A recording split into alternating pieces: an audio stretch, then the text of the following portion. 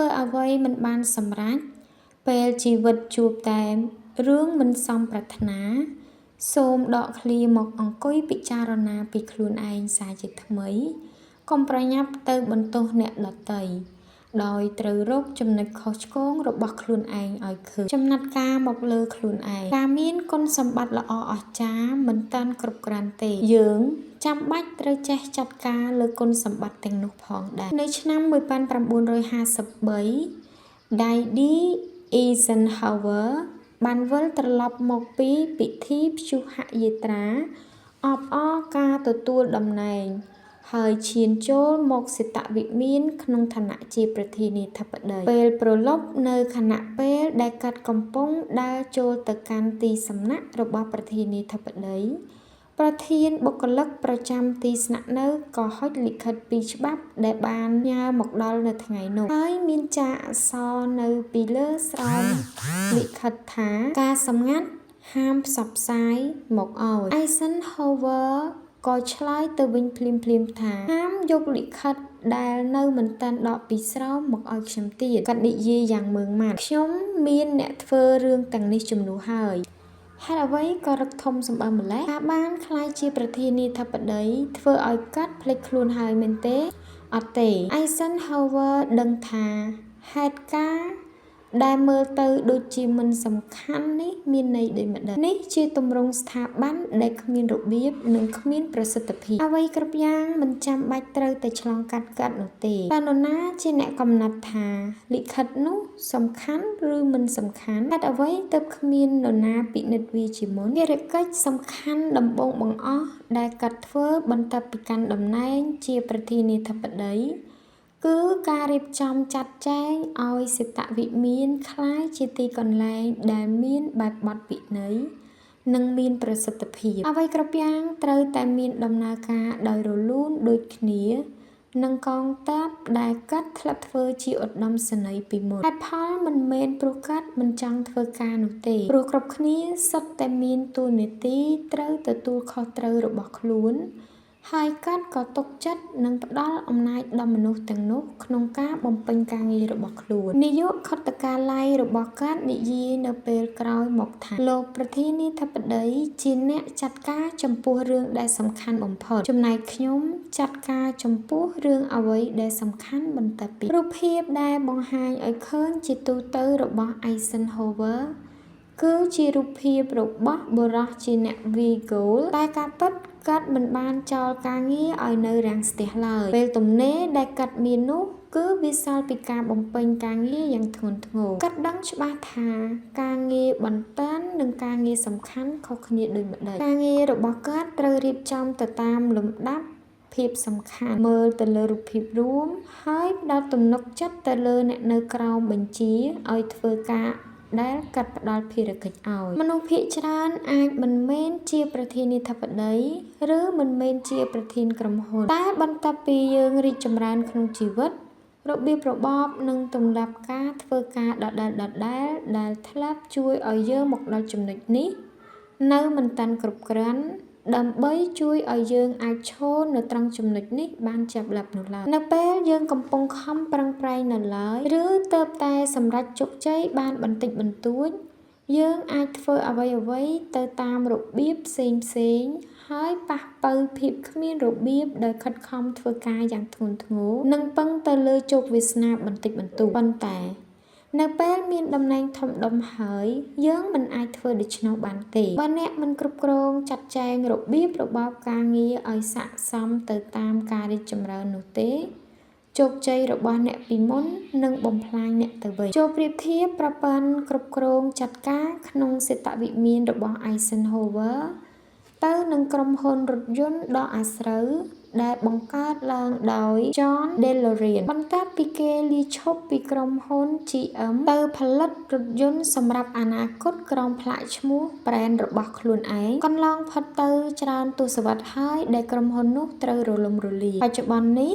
បើយើងគិតថាមូលហេតុដែលបណ្ដាលមកពីគេមានគំនិតដែលលឿនហួសសម័យក៏វាគ្មានអ្វីចម្លែកដែរតែការពិតទៅភាពរីកចម្រើននិងភាពធ្លាក់ចុះរបស់គេ ជាលទ្ធផលនៃការឆ្លក់វង្វេងនិងភាពអញនិយមនិងការស្រេកឃ្លានអំណាចរបស់គេនោះឯងធ្វើឲ្យគេបំផ្លាញទស្សនវិស័យរបស់ខ្លួននិងបំផ្លាញប្រាក់អ្នកដទៃរាប់លានដុល្លារវាជារឿងដែលតែងកើតមានពិតប្រាកដនៅគ្រប់សម័យកាល DeLorean ជឿជាក់ក្នុងចិត្តថាវប្បធម៌អំពីរបៀបវិន័យរបស់ក្រុមហ៊ុន GM បានធ្វើឲ្យរាំងស្ទះដល់អ្នកដែលមានគំនិតច្នៃប្រឌិតអស្ចារ្យដូចជារូបគេនេះដូច្នេះទៅពេលចេញមកបង្កើតក្រុមហ៊ុនខ្លួនឯងគេតាំងចិត្តថានឹងធ្វើគ្រប់យ៉ាងឲ្យខុសពីនោះព្រមទាំងផ្លាស់ប្ដូរគំនិតនិងរបៀបរបបធ្វើការតាមលំនាំធុរកិច្ចដែលមានការទទួលស្គាល់ទូទៅតែលទ្ធផលដែលទទួលបានបែរមិនមែនជាឋានសួគ៌ដ៏ជាទីមនោរម្យ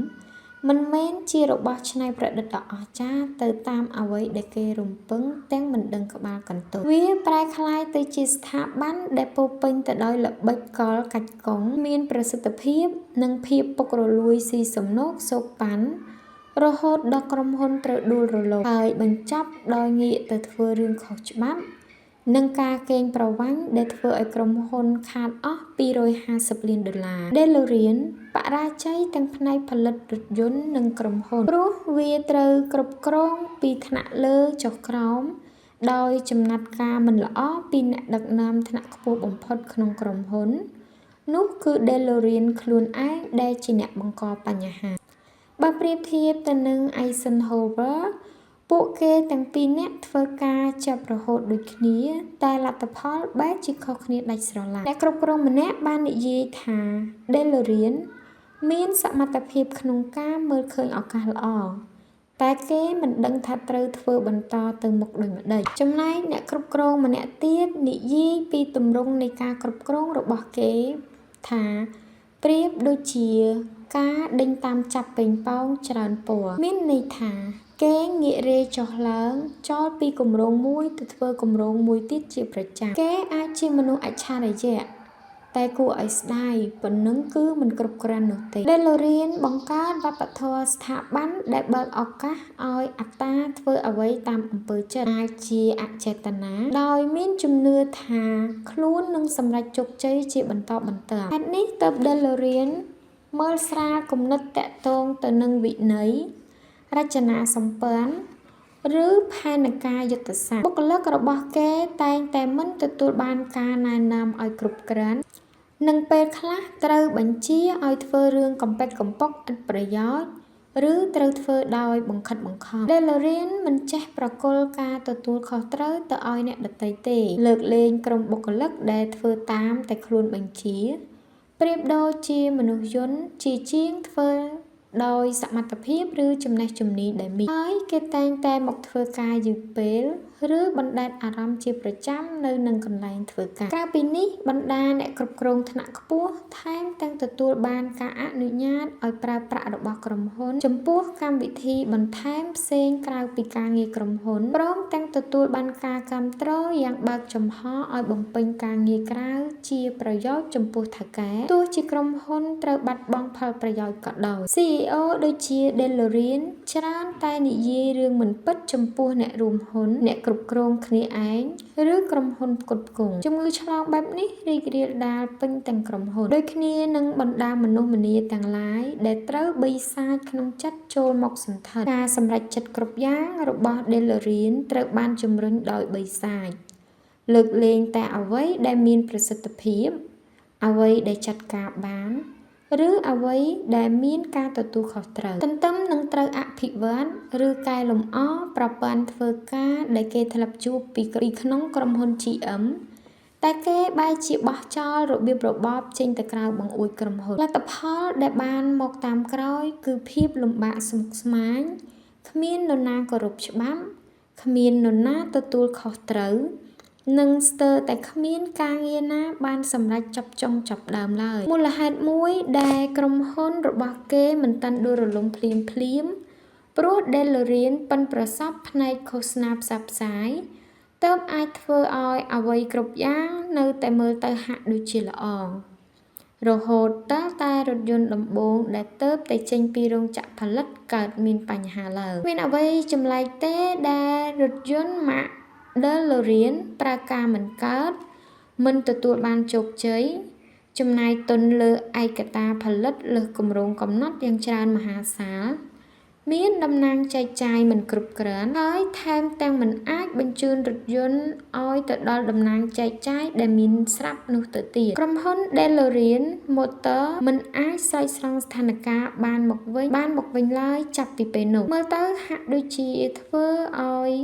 ជាអ្នកដឹកនាំដ៏អស្ចារ្យជារឿងលំបាកខ្លាំងណាស់តើនរណាទៅដឹង DeLorean មិនអាចគ្រប់គ្រងចាត់ការលើខ្លួនឯងបានទើបគេមានបញ្ហាទៅលើការគ្រប់គ្រងអ្នកដទៃថែមទាំងជាដើមហេតុធ្វើឲ្យទាំងខ្លួនឯងនិងសុបិនរបស់ខ្លួនឯងត្រូវបរាជ័យតើការគ្រប់គ្រងចាត់ការគឺជារង្វាន់សម្រាប់មនុស្សដែលមានភាពច្នៃប្រឌិតនិងគំនិតថ្មីរហូតคล้ายជាមនុស្សលេចធ្លោបានមែនឬចម្លើយគឺមេព្រោះនៅទីបំផុតយើងគ្រប់គ្នាសុទ្ធតែត្រូវคล้ายជាមនុស្សចាស់ទុំដែលមានតួនាទីគ្រប់គ្រងចាត់ការលើអ្វីផ្សេងគឺមនុស្សចាស់ទុំដែលយើងធ្លាប់ប្រឆាំងកាលពីមុននោះឯង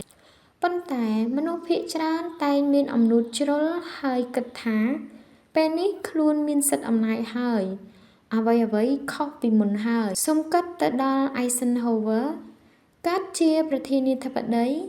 ជាបុគ្គលមានអំណាចខ្ពស់បំផុតលើលោកគាត់មានសិទ្ធិធ្វើខ្លួនតាមសម្រួលអាចធ្វើគ្រប់យ៉ាងតាមអំពើចិត្តបើគាត់ធ្វើខ្លួនឲ្យគ្មានរបៀបអ្នកដទៃអាចត្រឹមតែខំមាត់សង្កត់ចិត្តទទួលយកស្ថានភាពនោះយើងធ្លាប់មានប្រធានាធិបតីប្រភេទនេះជាច្រើនអ្នករួចមកហើយតែកាត់មិនធ្វើដូច្នោះឡើយកាត់យល់ច្បាស់ថាអាមេរិកត្រូវការរបៀបវិន័យនិងការទទួលខុសត្រូវវាជាផ្នែកសំខាន់លើសពីអ្វីទាំងអស់ដែលចាប់តាក់ទងនឹងខ្លួនគាត់ឬអ្វីដែលមានសារៈសំខាន់សម្រាប់រូបគាត់ចំណុចដ៏គួរឲ្យភ្ញាក់ផ្អើលតាក់ទងនឹង DeLorean គឺគំនិតទាំងអស់របស់គេអស្ចារ្យដូចគ្នាទៅនឹង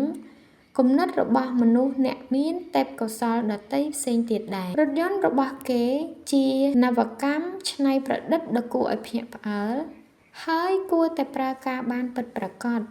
ព្រោះគេមានទាំងធនធាននិងជំនាញគ្រប់គ្រាន់ប៉ុន្តែអត្តារបស់គេនិងភាពឥតរបៀបដែលជាផលបានមកពីអត្តាคล้ายជាឧបសគ្គរារាំងមិនឲ្យកត្តាផ្សេងមករួមបញ្ចូលគ្នាបាន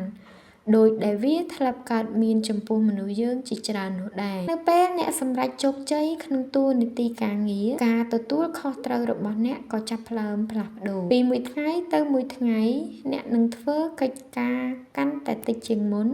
ហើយត្រូវសម្រេចចិត្តកាន់តែច្រើននេះជារឿងធម្មតាក្នុងការធ្វើជាអ្នកដឹកនាំការផ្លាស់ប្ដូរនេះតម្រូវឲ្យអ្នកត្រូវរៀបចំខ្លួនឯងសារជាថ្មីហើយកែលម្អឲ្យតាន់សម័យបំផុតក្រៅពីនេះវាក៏ត្រូវអាស្រ័យទៅលើការដាក់ខ្លួនច្រើនគួរសមដែរដើម្បីឲ្យអ្នកដកចិត្តពីការចង់សប្បាយឬចំណូលចិត្តទៅលើការងារចាស់ព្រមទាំងត្រូវទទួលស្គាល់ថាអ្នកដទៃអាចមានគុណសម្បត្តិល្អជាងឬពូកែជាងចំពោះរឿងដែលអ្នកគិតថាខ្លួនឯងពូកែឬយ៉ាងហោចណាស់អ្នកត្រូវទទួលស្គាល់ថាខ្លួនមិនគួរចំណាយពេលវេលាទៅលើការងារទាំងអស់នោះឡើយ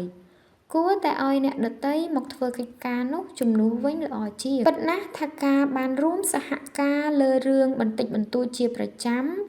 វាគួរឲ្យរីករាយនិងជួយឲ្យយើងយល់ថាខ្លួនឯងសំខាន់ព្រោះត្រូវគេហៅឲ្យមកដោះស្រាយបញ្ហាបន្ទាន់ជាប្រចាំរឿងបន្តិចបន្តួចទាំងនេះហូរចូលមកឲ្យយើងចាត់ចែងកាន់តែច្រើនធ្វើឲ្យយើងមានអារម្មណ៍ល្អបើមើលជារូបភាពរួមអាចពិបាកមើលដឹងហើយមិនគួរជាទីរីករាយជានិច្ចនោះទេតែនេះគឺជាតួនាទីរបស់អ្នកបើអ្នកមិនមើលទៅរូបភាពរួមទេព្រោះតែអ្នករវល់តែដើរតួជាចៅហ្វាយនាយតើឲ្យនរណាមកធ្វើជំនួសទោះជាយ៉ាងណាប្រព័ន្ធការងារដែលត្រូវឥតខ្ចោះគ្មានលើโลกនោះទេរឿងខ្លះការបែងចែកអំណាចជាវិធីល្អជាងរឿងខ្លះការបញ្ជាតាមលំដាប់ចន្ទថ្នាក់អាចជាវិធីល្អជាងគ្រប់គម្រោងនិងគ្រប់គោលដៅចាំបាច់ត្រូវមានវិធីដែលសមស្របទៅតាមសភាពជាក់ស្ដែងនៃភារកិច្ចនីមួយៗបរិយាកាសបែបធូរស្រាលនិងច្នៃប្រឌិតអាចស័ក្តិសមបំផុតសម្រាប់អ្វីដែលអ្នកកំពុងធ្វើឬអ្នកចាំបាច់ត្រូវចាត់ចែងពីចម្ងាយឬមួយអាចជារឿងល្អបំផុតបើបានធ្វើការនៅជាមួយគ្នាចំណុចសំខាន់គឺអ្នកត្រូវរៀនសូត្រពីវិធីចាត់ការលើខ្លួនឯង និងអ្នកដទៃមុនពេលដែលគូប្រជែងរបស់អ្នករកឃើញហើយទាញយកប្រយោជន៍ពីចំណុចខ្សោយរបស់អ្នកដែលគ្រប់គ្រងតាំងពីរឿងកំពេចកំប៉ុកកាន់កាប់គ្រប់រឿងជាបុគ្គលដែលចាត់ទុកថាចេះតែម្នាក់ឯងមិនអាចគ្រប់គ្រងចាត់ចែងអ្នកដទៃបានហើយធ្វើឲ្យខ្លួនឯងឆាប់មានបន្ទុកច្រើនលើសលប់ប្រៀបដូចអ្នកដែលមានទស្សនវិស័យធំធេងអស្ចារ្យ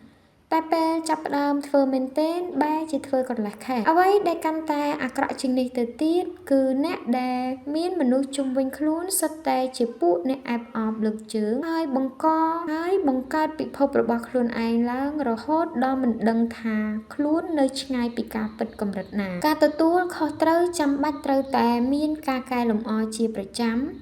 រួមទាំងត្រូវរំលឹកឲ្យឃើញគោលដៅកាន់តែច្បាស់ជាដំបូងត្រូវកំណត់គោលដៅនិងរៀបលំដាប់ភាពសំខាន់ក្នុងទម្រង់ជារួមសម្រាប់ស្ថាប័ននិងសម្រាប់ជីវិតខ្លួនឯងបន្ទាប់មកត្រូវចាប់ផ្ដើមអនុវត្តតាមដំណើរការនោះ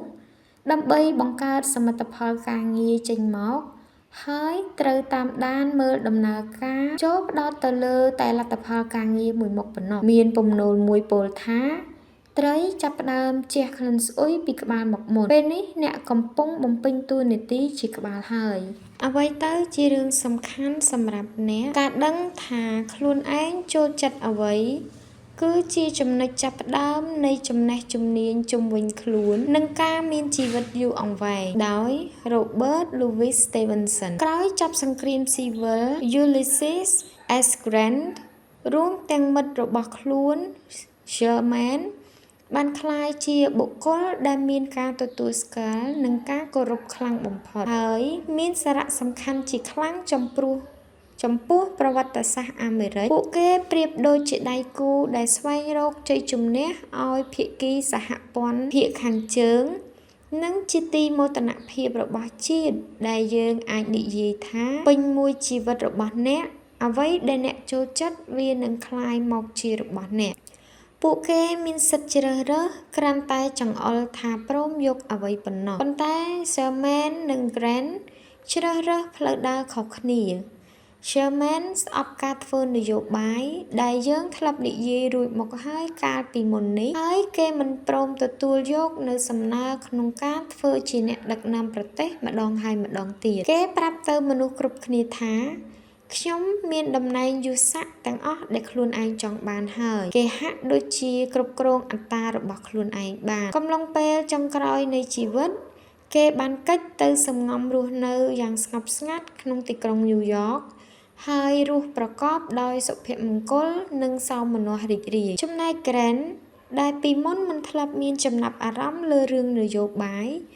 ថែមទាំងទទួលជោគជ័យក្នុងតំណែងជាឧត្តមសេនីយ៍ព្រោះមិនចេះរឿងនយោបាយបែរជាជ្រើសរើសទទួលយកតំណែងធំជាងគេបំផុតរបស់ជាតិ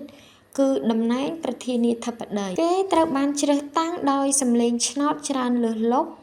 តែបែរជាคล้ายទៅជាអ្នកដឹកនាំរដ្ឋាភិបាលដែលភូតកុហកប្រជារាស្ត្របង្កឲ្យមានទំនាស់និងគ្មានប្រសិទ្ធភាពបំផុតមួយនៃបណ្ដារដ្ឋាភិបាលក្នុងប្រវត្តិសាស្ត្រអាមេរិក Grant ខ្លួនឯងជាមនុស្សល្អនិងស្មោះត្រង់ពិតប្រាកដមែនតែគេមិនស័ក្តិសមនឹងពិភពនយោបាយដ៏សែនខ្មៅកខ្វក់របស់ក្រុង Washington ដែលបំផ្លាញគេឲ្យធ្លាក់ចុះយ៉ាងឆាប់រហ័សទេបន្ទាប់ពីកាន់ការជាប្រធានាធិបតីយ៉ាងនឿយហត់អស់ពីសម័យកាល Grant ត្រូវចុះចេញពីតំណែងព្រមជាមួយនឹងគេឈ្មោះអាស្រូវរងការវិភាគរិះគន់របស់មនុស្សគ្រប់គ្នាហើយសម្បីតែ Grant ខ្លួនឯងក៏នឹកឆ្ងល់ថាហេតុអ្វីក៏ស្នាដៃរបស់ខ្លួនអន់ដល់ថ្នាក់នេះបន្ទាប់ពីចាប់អាណត្តិពីប្រធានាធិបតី Grant ចំណាយប្រាក់ទាំងអស់របស់ខ្លួនមកបើកក្រុមហ៊ុនមូលបត្ររួមជាមួយនឹង Ferdinand Ward ជាវិនិយោគិនដ៏ក្រឡិចម្នាក់ Ward ជាអ្នកចាត់ចែងទ្រព្យសម្បត្តិដែលបណ្ដាលឲ្យខូចខាតដល់វិនិយោគិនជាច្រើននៅសម័យនោះគេផ្លាស់ប្ដូរក្រុមហ៊ុននោះឲ្យក្លាយជាប្រព័ន្ធបោកប្រាស់បន្តគ្នាដែលធ្វើឲ្យ Grant ត្រូវតុលាការសម្រេចឲ្យខ្សែធនមានម្ដង Sherman ធ្លាប់សរសេរលិខិតសម្ដែងការអាណិតអាសូរថា Grant យកខ្លួនទៅប្រកួតជាមួយនឹងមហាសិទ្ធិទាំងឡាយទាំងដែលការពិតអ្នកទាំងនោះហ៊ានដោះដូរអ្វីគ្រប់យ៉ាងដើម្បីខ្លួនមានដើម្បីដណ្ដើមជ័យជំនះត្រឹមតែមួយលើកក្នុងសមរភូមិ Grant បានសម្រេចជោគជ័យច្រើនមកហើយតែគេគិតថានៅមិនតាន់គ្រប់គ្រាន់គេមិនអាចកំណត់បានថាអ្វីទៅជារឿងសំខាន់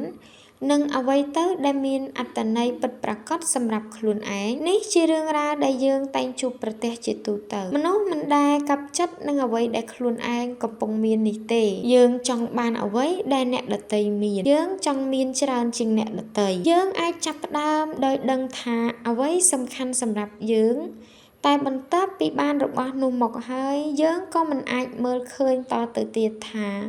របស់ណាសំខាន់ខ្លាំងឬតិចនោះទេអត្តាធ្វើឲ្យយើងស្រពេចស្រពិលបន្ទាប់មកវាក៏បំផ្លាញយើង Grant ប្រកាន់គុណធម៌ក្នុងចិត្តធ្វើឲ្យគេយល់ថាចាំបាច់ត្រូវទទួលខុសត្រូវលើបំណុលរបស់ក្រុមហ៊ុននោះទើបគេខ្ចីឥណទានដោយយកគុណសម្បត្តិមិនអាចកាត់ថ្លៃរបស់ខ្លួនក្នុងសង្គ្រាមមកដាក់ទីនេះនៅឆ្នាំចុងក្រោយនៃជីវិតគេទ្រុឌទ្រោមទាំងគំនិតផ្លូវកាយនិងស្មារតីគេត្រូវតស៊ូនឹងជំងឺមហារីកបំពង់កដ៏សែនឈឺចាប់ហើយចាំបាច់ដែលត្រូវប្រញាប់សរសេរកំណត់ត្រាការចងចាំឲ្យចប់ដើម្បីឲ្យគ្រួសាររបស់ខ្លួនមានផ្លូវបន្តជីវិតរស់នៅតទៅទៀតគេធ្វើបាញ់សម្រេចតែផុតផើយរិះតែធ្វើមិនបានវិសតែធ្វើមិនបានពិតជាគួរឲ្យខ្លាចបើគិតអំពីធម៌ពលជីវិតដែលត្រូវបឺតស្រូបចេញបន្តិចម្ដងពីរាងកាយវីរៈបុរសម្នាក់នេះគេបាត់បង់ជីវិតនៅត្រឹមតែអាយុ63ឆ្នាំយ៉ាងលំបាកវេទនានិងបរាជ័យបុរសស្មោះត្រង់ដែលហាមចិត្តខ្លួនឯងមិនបានផ្ដោតមិនចាំកន្លែងសំខាន់ទីបំផុតក៏ត្រូវមកបញ្ចប់ក្នុងវិស័យដែលខុសពីភាពអច្ឆរិយៈរបស់ខ្លួនសំសាកគិតទៅមើលថាបើរឿងបែបនេះមិនកើតឡើងតើគេអាចប្រើជីវិតចុងក្រោយដែលនៅសល់ធ្វើអ្វីបានខ្លះតើអាមេរិកនឹងទៅជាដូចម្ដេចតើគេអាចធ្វើអ្វីហើយទទួលបានជោគជ័យកម្រិតណាទោះជាយ៉ាងណាGrant ពុំមែនជាមនុស្សតែម្នាក់ដែលខ្លាយជាបែបនេះទេមនុស្សជាច្រើនសុទ្ធតែធ្លាប់ឆ្លងឆ្លើយយល់ព្រមដោយមិនបានគិតឲ្យដិតដល់ឬយល់ព្រមដោយសារតែចំណាប់អារម្មណ៍បែបព្រាលដោយក្តីលោភលន់ឬដោយភាពមានះយើងមិនព្រមបដិសេធព្រោះខ្លាចក្រែងមិនបានអ្វីមួយយ៉ាងយើងគិតថាការយល់ព្រមនឹងជួយឲ្យយើងទទួលជោគជ័យច្រើនជាងមុនទាំងដែលការពិតវារារាំងមិនឲ្យយើងសម្រេចអ្វីដែលខ្លួនប្រាថ្នាទៅវិញមនុស្សខាតពេលវេលាដ៏មានតម្លៃទៅលើកិច្ចការដែលខ្លួនមិនចូលចិត្តដោយគ្រាន់តែចង់បង្ហាញទៅអ្នកដែលមិនផ្ដល់តម្លៃខ្លួនឯងដើម្បីឲ្យបានមកនៅអ្វីដែលខ្លួនមិនត្រូវការតើយើងធ្វើដូច្នេះដើម្បីអ្វីពេលមកដល់ចំណុចនេះអ្នកប្រហែលជាអាចទទួលបានចម្លើយច្បាស់លាស់ហើយអត្តានាំទៅរកការនិន្ទាព្យាបាទដែលបំផ្លាញមនុស្សគ្រប់គ្នាមិនថាជារឿងធំដុំឬរឿងតូចតាចអត្តាបំផ្លាញភាពអស្ចារ្យដោយធ្វើឲ្យយើងគិតខុសមនុស្សភាគច្រើនចាប់ផ្ដើមពីការមានគំនិតជាក់លាក់ថាខ្លួនចង់បានអ្វីក្នុងជីវិតយើងដឹងថាអ្វីសំខាន់សម្រាប់យើងតែជោគជ័យរបស់យើងអាចធ្វើឲ្យយើងផ្លាស់ប្ដូរជាពិសេសក្នុងករណីដែលយើងសម្រេចជោគជ័យលឿនពេកឬច្រើនលើសលប់ពេកព្រោះនៅស្ងៀមស្រាប់តែយើងធ្លាក់ទៅក្នុងស្ថានភាពមួយថ្មីដែលវាធ្វើឲ្យមានឧបសគ្គដល់ទិសដៅនិងផ្លូវដើររបស់ខ្លួនបើដំណើរការទៅរកជោគជ័យកាន់តែវែងឆ្ងាយមិនថាជារឿងអ្វីទេអ្នកនឹងកាន់តែជួបបុគ្គលជោគជ័យដទៃជាច្រើនដែលធ្វើឲ្យអ្នកយល់ថាខ្លួនឯងនៅតូចទាបទោះជាការពិតអ្នកកំពុងធ្វើបានល្អប៉ុណ្ណាអត្តារបស់អ្នកនិងជោគជ័យរបស់អ្នកដទៃនឹងធ្វើឲ្យអ្នកយល់ថាខ្លួនឯងគ្មានអ្វីអស្ចារ្យទន្ទឹមគ្នានេះមានអ្នកផ្សេងធ្វើឲ្យមនុស្សដែលធ្វើឲ្យអ្នកមានអារម្មណ៍មិនល្អទាំងនោះមានអារម្មណ៍មិនល្អដូចអ្នកដែរនេះជាចលនាដែលវិលវល់ជានិរន្តរ៍តែពេលវេលាដ៏សែនខ្លីរបស់យើងនៅលើโลกនេះឬឱកាសមាសដ៏សែនខ្លីដែលយើងកំពុងមានមិនមែននៅយូរអង្វែងជានិរន្តរ៍ឡើយហេតុនេះទើបយើងខំប្រឹងទាំងមិនដឹងខ្លួនដើម្បីតាមអ្នកដទៃឲ្យទៅប៉ុន្តែតើវាមានអ្វីកើតឡើងបើអ្នកកំពុងរត់ដោយសារតែហេតុផលខុសគ្នាឬ បើមានការប្រកួតប្រជែងលើសពីមួយនោះនេះជាអ្វីដែល Sherman និយាយទៅរក Grant ការខំដេញតាមរកអ្វីដែលមិនអាចបង្កើតជាទីមនោរម្យពិតប្រាកដដោយយើងចាត់ទុកជារឿងអស់សំណើចសុភមង្គលក្លែងក្លាយទោះជាវាមិនដល់ថ្នាក់អាក្រក់ខ្លាំងក៏វាមិនបានយូរអង្វែងបើអាចទប់ខ្លួនឯងបានកាន់តែឆាប់គឺកាន់តែល្អខ្ញុំសូមបញ្ជាក់ឲ្យបានច្បាស់ថាការប្រកួតប្រជែងជា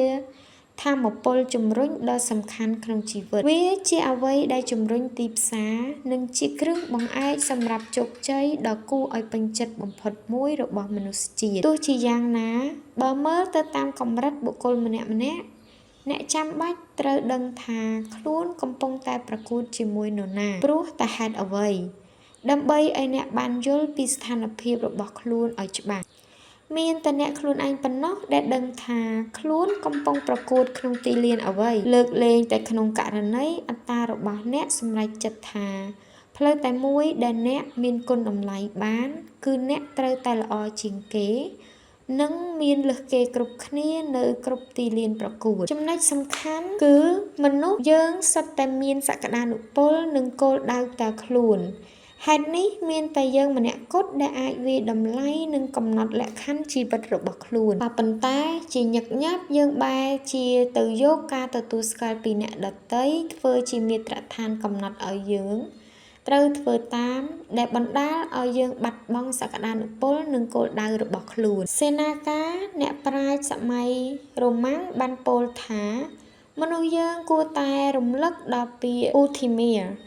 ដែលក្នុងភាសាអង់គ្លេសឲ្យបានញឹកញាប់ពាក្យនេះមានន័យថាការយល់ដឹងពីផ្លូវដើររបស់ខ្លួន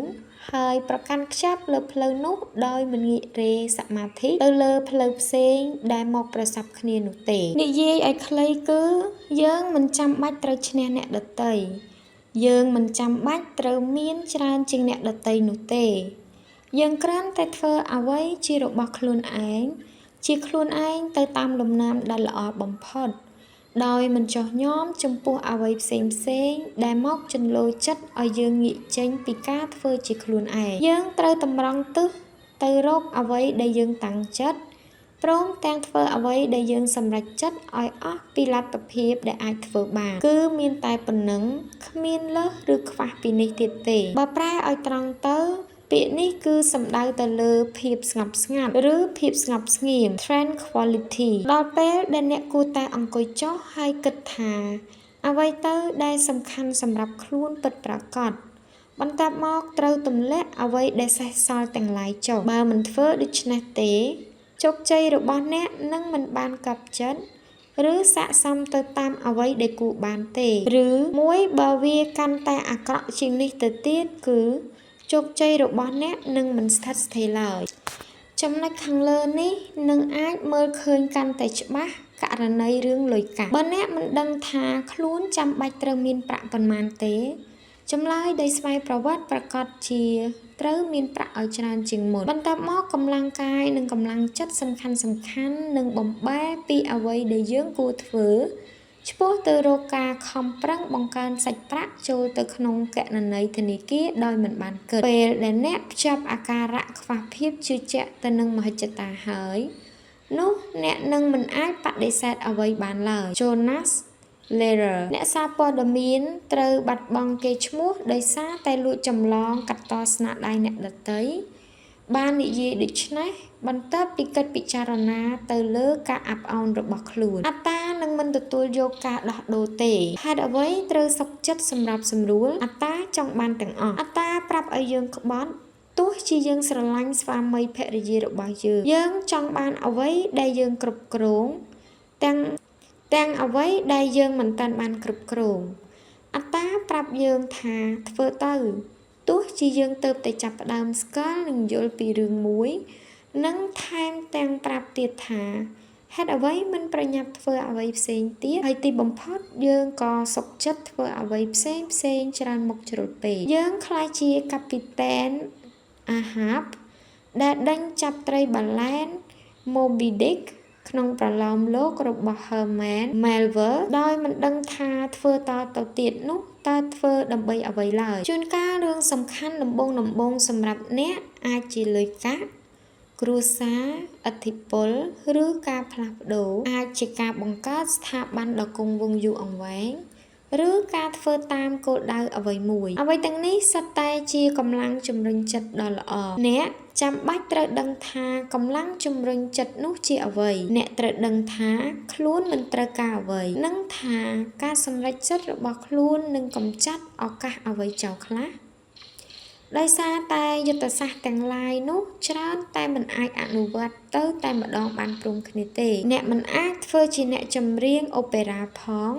និងធ្វើជាអ្នកល្បីផ្នែកចម្រៀងយុវវ័យផងនោះទេជីវិតតម្រូវឲ្យជ្រើសរើស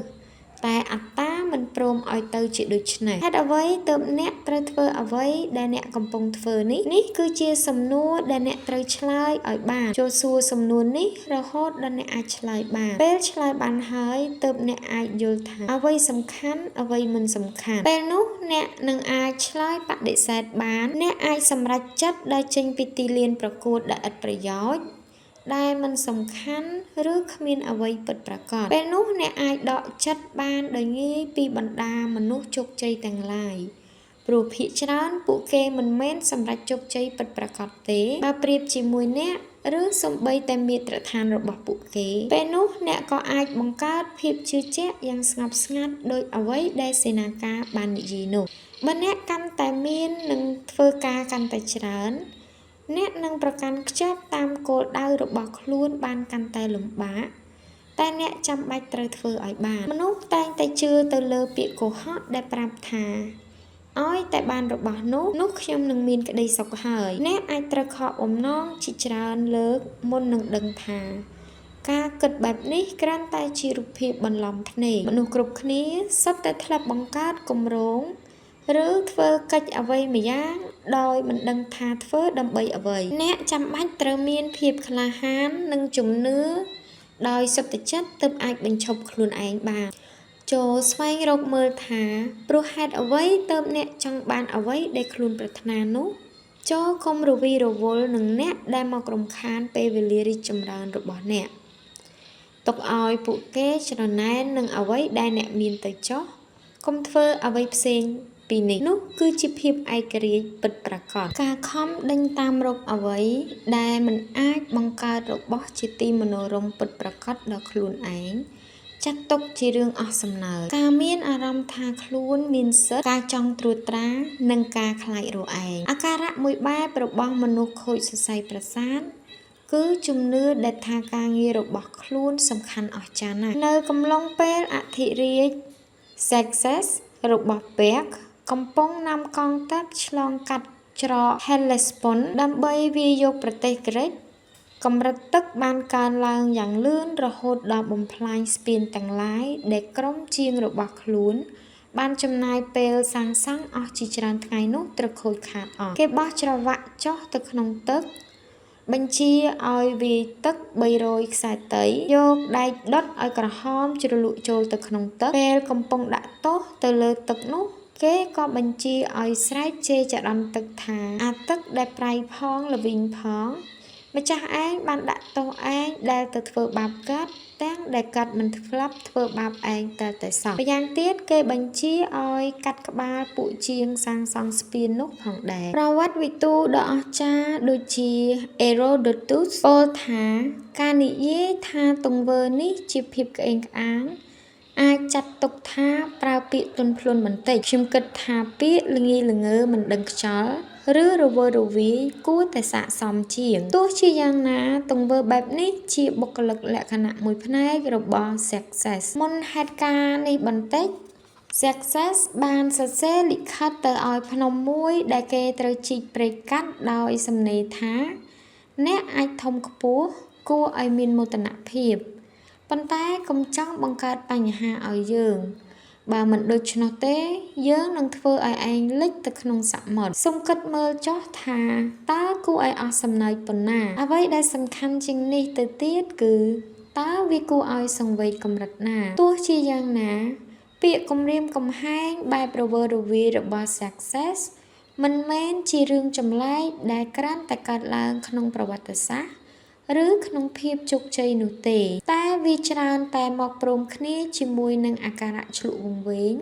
ប្រកបដោយគ្រោះថ្នាក់ធ្ងន់ធ្ងរបំផុតមិនថាជាការយល់ថាខ្លួនឯងមានសិទ្ធិការចង់ត្រួតត្រាឬការខ្លាចរឯងសង្ឃឹមថាអ្នកនឹងមិនបាត់បង់សតិដល់ថ្នាក់ទៅធ្វើទៅលើវត្ថុគ្មានជីវិតឲ្យប្រៀបដូចជាមនុស្សឬចងអាឃាតព្យាបាទទៅលើវត្ថុគ្មានជីវិតគ្មានចិត្តបែបនោះទេនោះរាប់ថាជាភាពឈួតលីលាច្បាស់ក្រឡែតតែសំណាងល្អដែលអាការៈបែបនេះមិនសូវឃើញមានជាញឹកញាប់លទ្ធភាពដែលអាចកើតមានច្រើនជាងនេះគឺមនុស្សចាប់ផ្ដើមគិតថាខ្លួនមានអំណាចហួសពីការពិតដែលធ្វើឲ្យយើងបាត់បង់សមត្ថភាពក្នុងការវិភាគអ្វីផ្សេងហើយវានឹងបញ្ចប់ដោយធ្វើឲ្យយើងคล้ายជាតួកំប្លែងគួរឲ្យស្អប់និងគួរឲ្យខ្លាចដូចជា success នោះកវីឈ្មោះ William Black បានសរសេរថាថ្នាំពុលដ៏ខ្លាំងបំផុតរបស់មនុស្សបានមកពីមកុដ Laurel របស់ស្ដេចស៊ីសាជោគជ័យនឹងបញ្ចេញវេទមន្តមកសង្កត់ចិត្តមនុស្សយើងវិបត្តិទាំងឡាយវាសំងំលាក់ខ្លួនតាំងពីមុនស្រេចនៅក្នុងផ្លូវដែលនាំយើងទៅរកជោគជ័យអ្វីដែលយើងធ្វើបានជោគជ័យត្រូវពឹងទៅលើកម្លាំងកាយនិងកម្លាំងចិត្តយ៉ាងច្រើនមហាសាលទាំងការចាប់ផ្ដើមធ្វើធុរកិច្ចនិងការបង្កើតស្នាដៃការងារសិល្បៈសុទ្ធតែជាការច្នៃប្រឌិតអ្វីមួយយ៉ាងចេញពីបាតដៃទទេភាពមានស្ដុកស្ដំគឺជាការយកឈ្នះលើទីផ្សារនិងឈ្នះលើការដាក់ដើមផាន់ផ្សេងជើងឯកអត្តពលកម្មជាការបង្ហាញឲ្យឃើញថាអ្នកមានសមត្ថភាពកាយសម្បទាខ្ពស់ជាងគូប្រកួតដើម្បីសម្រេចជោគជ័យបានយើងមិនត្រូវចាប់អារម្មណ៍ទៅលើការគ្មានជំនឿពីមនុស្សនៅជុំវិញមិនចោះញោមនឹងការត្រូវគេបដិសេធហើយត្រូវហ៊ានប្រថុយចំពោះរឿងមួយចំនួនតាមពិតទៅយើងអាចចោះចាញ់នៅពេលណាក៏បានតែយើងមកដល់ចំណុចនេះបានក៏ដោយសារតែយើងមិនចោះចាញ់នេះឯងការជជែករឹងរូសនិងភាពក្លាហានក្នុងការប្រឈមនឹងលទ្ធភាពដ៏តិចតួចស្ដួយស្ដើងចាត់ទុកជារឿងគ្មានហេតុផលករណីខ្លះគ្មានហេតុផលតែសោះដូច្នេះពេលធ្វើអ្វីបានសម្រេចជោគជ័យអ្នកក៏មានអារម្មណ៍ថាបានពិសោធន៍ឲ្យឃើញថាខ្លួនឯងគិតត្រូវហើយបើអីចឹងហេតុអ្វីទើបមនុស្សយើងមិនគិតដូច្នេះវាជារឿងធម្មតារបស់មនុស្សដែលតែងគិតថាបើយើងធ្វើបានសម្រេចបានម្ដងហើយផ្លាស់ប្ដូរពិភពលោកបានច្រើនឬបានត្រឹមតែបន្តិចបន្តួចមានន័យថាយើងមានចំណុចពិសេសអ្វីមួយយ៉ាងយើងមកដល់ចំណុចនេះបានព្រោះយើងខ្លាំងជាងពូកែជាងឬឆ្លាតជាងអ្នកដទៃយើងជាអ្នកបង្កើតស្ថានភាពដែលយើងជួបប្រទះមកដោយខ្លួនឯងកាលពីពេលថ្មីនេះ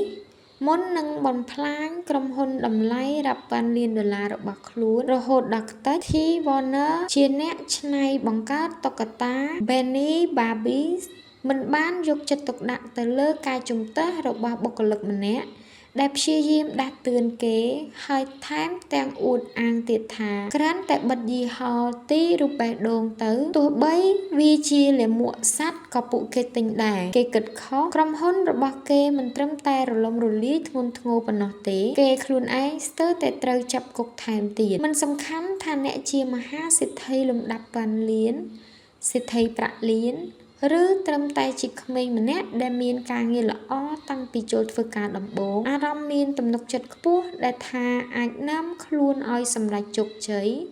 វាអាចទៅជាចំណងបើអ្នកមិនបានប្រុងប្រយ័ត្នក្តីប្រាថ្នានិងក្តីស្រមៃក្នុងការមានជីវិតល្អប្រសើរជាងមុន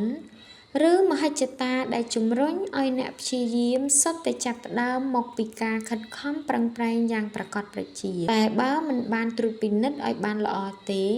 អារម្មណ៍ទាំងនេះនឹងប្រែក្លាយទៅជាមោទនភាពហើយយល់ថាខ្លួនមានសិទ្ធិសភាវគតិនៃការត្រួតត្រាក៏ដូចគ្នាបើមិនប្រយ័ត្នទេវាអាចធ្វើឲ្យអ្នកទៅជាញៀននឹងការត្រួតត្រាក្រៅពីនេះអ្នកមានទាំងកម្លាំងជំរុញក្នុងការបង្ហាញឲ្យបណ្ដាមនុស្សដែលគ្មានជំនឿមកលើអ្នកបានដឹងថាពួកគេគិតខុសមែនឬមិនមែនប្រសិនបើមែនមានន័យថាអ្នកបានបណ្ដោះក្របពូជនៃភាពខ្លាចរឯងរួចទៅហើយប្រកាសណាស់ថាការទទួលខុសត្រូវទាំងឡាយដែលមកជាមួយជីវិតថ្មីបន្ទាប់ពីសម្រេចជោគជ័យ តែងមកព្រមជាមួយនឹងសម្ពាធនិងភាពតះតេងចិត្តអាចមកពីរឿងផ្សេងដែលអ្នកត្រូវចាត់ចែងកំហុសឆ្គងដ៏គួរឲ្យខឹងសម្បារពីមនុស្សដែលគួរតែធ្វើបានល្អជាងនោះឬបន្ទុកការងារផ្សេងដែលចេះតែកើតឡើងឥតឈប់ឈរបើទោះជាយ៉ាងណាមិនធ្លាប់មាននរណាជួយយើងឲ្យបានត្រៀមខ្លួនសម្រាប់ទប់ទល់នឹងរឿងទាំងនេះទេធ្វើឲ្យយើងគ្រប់គ្រងអារម្មណ៍ទាំងឡាយបានកាន់តែលំបាកការសម្រេចជោគជ័យរបស់យើងសមថាមានតែរឿងល្អជាជាងការបង្កើនបញ្ហាឲ្យច្រើនប៉ុន្តែយើងមិនអាចទុកឲ្យខ្លួនឯងតែលច្រកឡើយដូច្នេះយើងចាំបាច់ត្រូវគ្រប់គ្រងខ្លួនឯងនិងអារម្មណ៍របស់ខ្លួនឯងឲ្យបាននៅពេលដែល Arthur Lee ត្រូវបញ្ជូនឲ្យទៅប្រចាំការនៅប្រទេសបារាំងនិងចក្រភពអង់គ្លេសក្នុងឋានៈជាទូតអាមេរិកក្នុងសង្គ្រាមស៊ីវិលអាមេរិកគេបែរជាមិនសប្បាយចិត្តដែលត្រូវធ្វើការរួមគ្នាជាមួយនឹងមិត្តជាអ្នកការទូត Silas Dean និងរដ្ឋបុរសដូចជា Benjamin Franklin ហើយទៅជាខឹងគុំគួនព្រមទាំងសង្ស័យថាអ្នកទាំងនេះមិនចូលចិត្តខ្លួនទីបំផុត Franklin ក៏សរសេរលិខិតមួយច្បាប់ទៅឲ្យគេជាលិខិតដែលមនុស្សយើងគ្រប់គ្នាគួរតែទទួលបានម្ដងដោយណែនាំថាបើលោកមិនរក្សាខ្លួនឲ្យនៅឆ្ងាយពីអារម្មណ៍ហិង្សាទេលោកអាចទៅជាឈួតអាការៈរបស់លោកជាដំណាក់កាលដំបូងដែលបង្ហាញថាវាអាចធ្វើឲ្យលោកទៅជាឈួតនៅពេលក្រោយប៉ុន្តែតាមពិត Franklin មិនធ្លាប់បានផ្ញើលិខិតនោះទៅឲ្យគេឡើយមូលហេតុអាចមកពី Franklin គ្រប់គ្រងអារម្មណ៍ខ្លួនឯងបានល្អទើបគិតថាក្រាន់តែសរសេរក៏ចាត់ទុកថាបានរំសាយភាពតានតឹងហើយបើអ្នកបានស្ដាប់កាសែតអត្ថសម្លេងពីក្នុងបន្ទប់ធ្វើការរបស់ប្រធានាធិបតីសហរដ្ឋអាមេរិកកាល Richard Nixon នៅកាន់តំណែងអ្នកនឹងបានឮអាការៈនៃជំងឺឆ្កួតដូចគ្នានេះហើយអ្នកនឹងគិតថាវាអាចល្អបើមាននរណាផ្ញើលិខិតដោយលិខិតរបស់ Franklin នេះឲ្យទៅ Nixon មួយច្បាប់កាសែតអត្ថសម្លេងនេះបានបង្ហាញឲ្យឃើញពីសភាពដ៏រន្ធត់របស់បុរសម្នាក់ដែលផ្លេចនៅអ្វីដែលខ្លួនមានអំណាចតាមផ្លូវច្បាប់ភារកិច្ចរបស់ខ្លួនជាការបម្រើប្រជាជនឬពិភពលោកឬពិភពនៃការពិតគេផ្លាស់ប្ដូរចុះឡើងរវាងការមានទំនុកចិត្តខ្ពស់ការភ័យរន្ធត់និងការខ្លាចរឯងគេនិយាយកាត់សម្ដីអ្នកនៅក្រោមបង្គាប់ហើយបដិសេធមិនទទួលយកពាក្យរិះគន់ឬទិន្នន័យអ្វីដែលប្រឆាំងនឹងជំនឿរបស់ខ្លួនគេរស់នៅក្នុងពិភពក្លែងក្លាយដែលគ្មាននរណាប្រឆាំងនឹងខ្លួនបានសូម្បីតែសតិសម្បញ្ញៈរបស់ខ្លួនឧត្តមសេនីយ៍ Winfield Scott ធ្លាប់សរសេរលិខិតមួយច្បាប់ទៅឲ្យ Jefferson Davis ដែលពេលនោះជារដ្ឋមន្ត្រីក្រសួងការពារជាតិសហរដ្ឋអាមេរិកកាលពីមុននេះ Davis បានសន្សំរឿងដដែលជាមួយ Scott អំពីរឿងកំប៉ិកកំប៉ុកហើយ Scott ក៏មិនយកចិត្តទុកដាក់រហូតដល់ទីបំផុតក៏ត្រូវបង្ខំចិត្តនិយាយទើបគេសរសេរលិខិតនេះចេញមកដើម្បីនិយាយថាគេអាណិត Davis ដែលជាមនុស្សល្ងង់ឆេវឆាវចាំបាច់ត្រូវទទួលបានការអាណិតអាសូរជានិច្ចព្រោះគេទៅវាយតប់មនុស្សគ្រប់គ្នាតែធ្វើបាបបានត្រឹមតែខ្លួនឯងអត្តាជាសត្រូវដ៏អាក្រក់របស់យើងថែមទាំងធ្វើបាបមនុស្សដែលយើងស្រឡាញ់ទៀតផងគ្រួសារនិងមិត្តរបស់យើងសុទ្ធតែត្រូវរងទុក្ខដោយសារអត្តារបស់យើង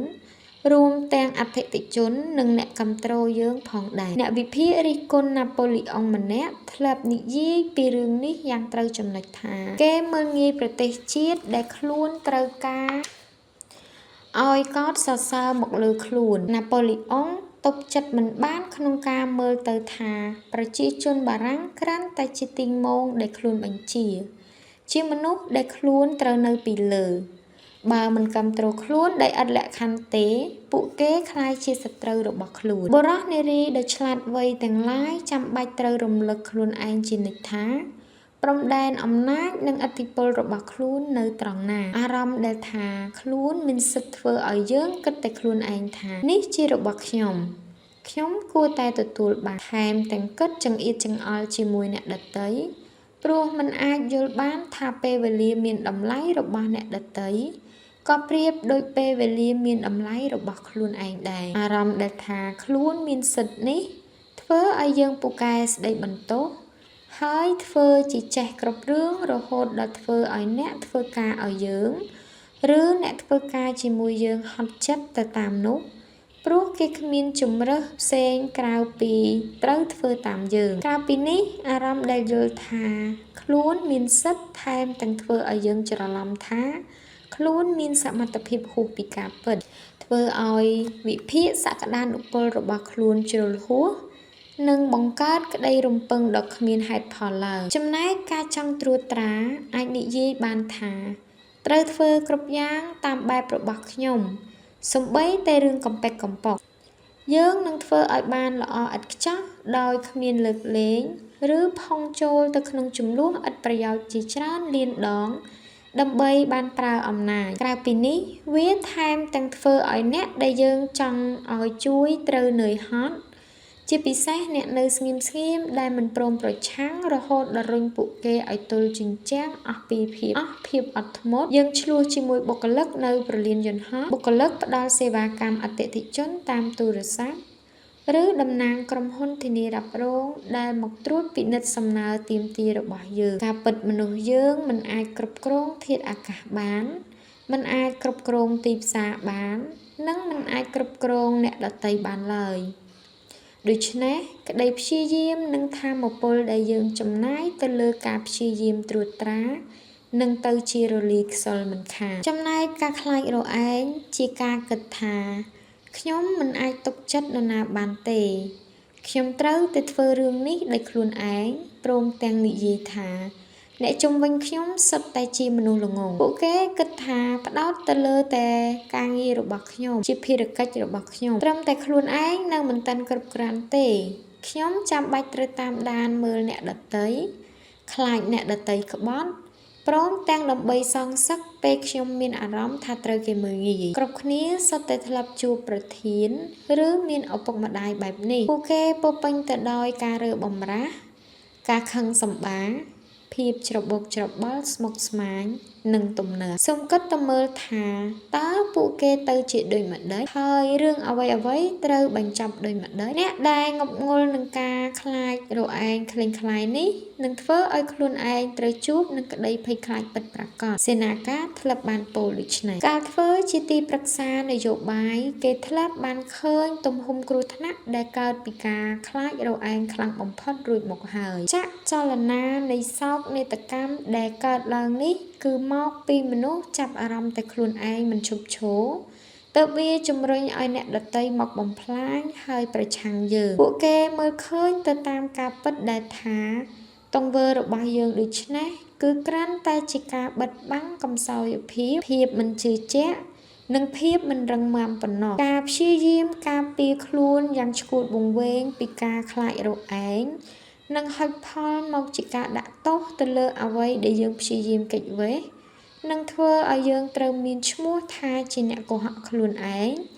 និងជាអ្នកបង្កភាពស្មុគស្មាញដល់ខ្លួនឯងតើនេះពិតជាឥស្សរភាពដែលអ្នកស្រមៃចង់បានកាលពីពេលកំពុងពុះពៀដើម្បីសម្រេចជោគជ័យនោះមែនទេខ្ញុំយល់ថាអ្នកមុខជាមិនគិតដូច្នេះទេប៉ុណ្ណឹងបានហើយល្មមឈប់ទៅ